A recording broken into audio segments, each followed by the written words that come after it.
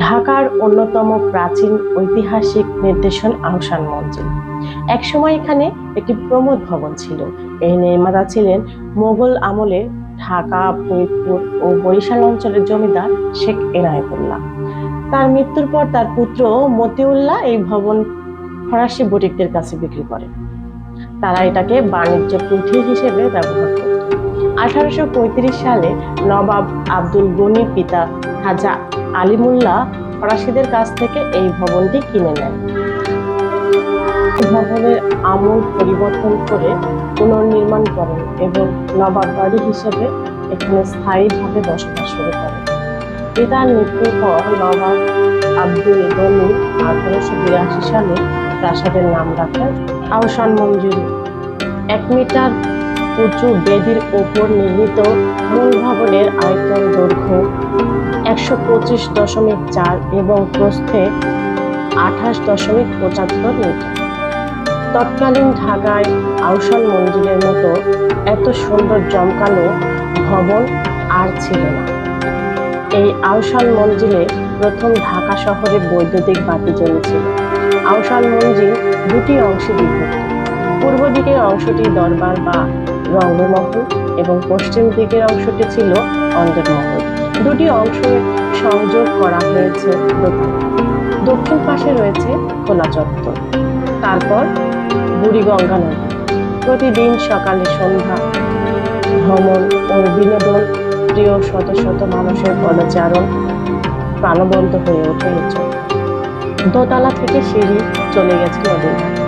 প্রায় 5 একর জমি সহ ঐতিহাসিক এই ভবনটি 1985 সালে বাংলাদেশ সরকার অধিগ্রহণ করে জাদুঘরে রূপান্তর করে।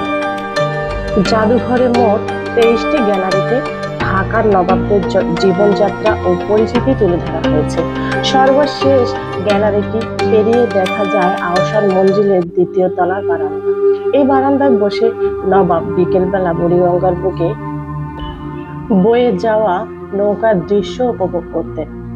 বৈচিত্র্যময় এই প্রাসাদে আনে উদাস চাহনিতে তাকিয়ে মানুষ পটে ভেসে ওঠে অতীত, ইতিহাস ও ঢাকার নবাবদের বিলাসী জীবনের ছবি। প্রতিদিন দেশি বিদেশি প্রচুর দর্শক আহসান মঞ্জিল জাদুঘর দেখতে আসেন।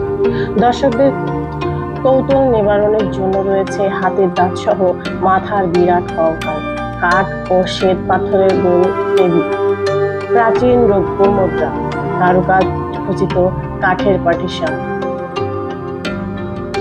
নবাবদের ব্যবহৃত তৈজসপত্র, 8টি কচ্ছপের পায়াযুক্ত টেবিল ইত্যাদি।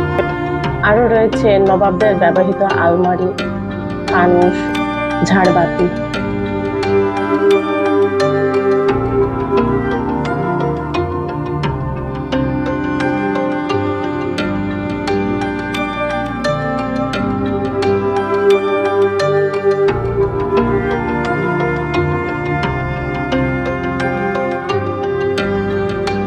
প্রধান সিঁড়িঘর নিচতলা থেকে উপরে উঠে দেখতে পাবেন 2য় তলার দৃশ্য।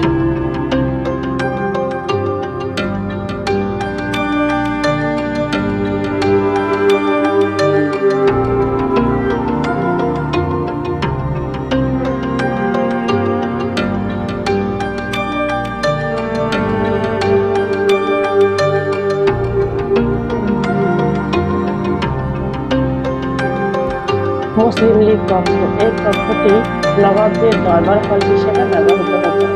নিখিল ভারত মুসলিম লীগ প্রতিষ্ঠাকালে শাহবাগের সম্মেলনে আগত সর্বভারতীয় মুসলিম লীগ নেতৃত্ববৃন্দর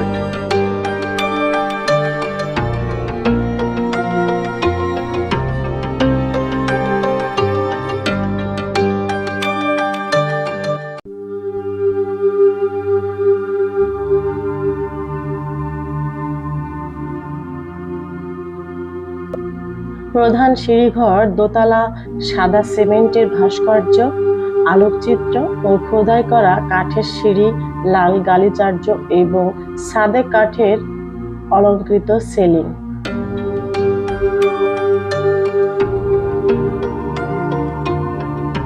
লাইব্রেরি কক্ষ। এখানে বই সংরক্ষণ করে রাখা হয়েছে।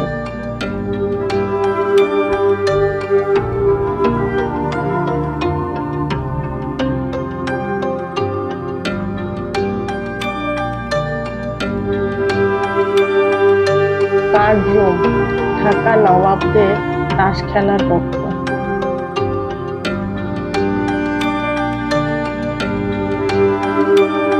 নবাবদের অবদান ঢাকায় পানীয় জলের ব্যবস্থা। এই কক্ষটি গেস্ট রুম হিসেবে ব্যবহার করা হতো। এখানে পানির ড্রাম, আইসক্রিম, বালতি, কফি তৈরির মেশিন, কফির কাপ, কুলফি গ্লাস, পানির ট্যাপ, অলংকৃত বালতি রয়েছে। স্টেট বেডরুম, রাজকীয় অতিথিদের থাকার ও বিশ্রামের জন্য এই বেডরুম। শোবার খাট, আলমারি, ঘড়ি, ড্রেসিং টেবিল, আয়না, তাক, টেবিল চেয়ার এখানে রয়েছে। নবাবদের অবদান ঢাকায় বিদ্যুৎ ব্যবস্থা।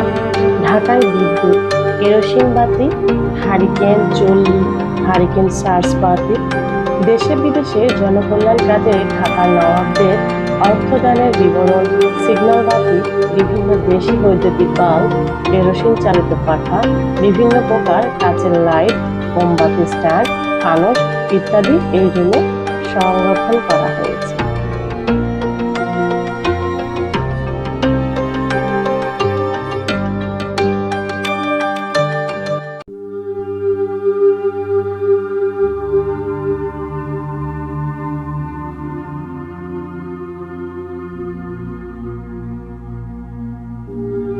নবাবের এই গ্যালারিতে ঢাকার নবাব পরিবারের স্বনামধন্য ব্যক্তিদের পরিচিতি